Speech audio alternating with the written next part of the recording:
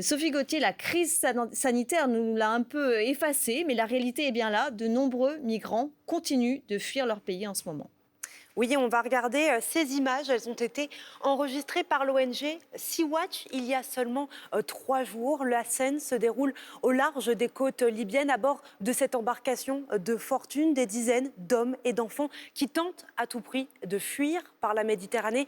Ce jour-là, près de 90 personnes ont été secourues. Ces 3 derniers mois, on a eu l'impression que le monde était à l'arrêt à cause du Covid-19, mais les conflits, eux, ne se sont pas arrêtés et certaines populations cherchent toujours à s'enfuir. Ce qu'il faut savoir, c'est que 2 tiers des réfugiés viennent en fait majoritairement de 5 pays, principalement de Syrie, 6,6 millions de réfugiés, mais aussi du Venezuela, 3,7 millions, d'Afghanistan, du Soudan du Sud ou encore de Birmanie. Avec la crise sanitaire mondiale, beaucoup de pays ont fermé leurs frontières. Pourtant, ils ont l'obligation de permettre à ceux qui fuient les persécutions de demander l'asile. Et selon le Haut Commissariat aux réfugiés, lutter contre le Covid-19 et accueillir les réfugiés, ce n'est pas du tout incompatible. C'est ce que va nous dire Céline Schmitt. Vous allez l'écouter.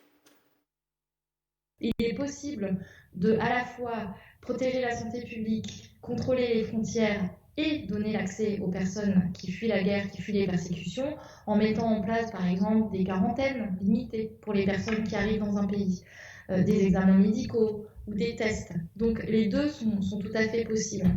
Alors Sophie, comment expliquer cette hausse du nombre de réfugiés en 2019 ?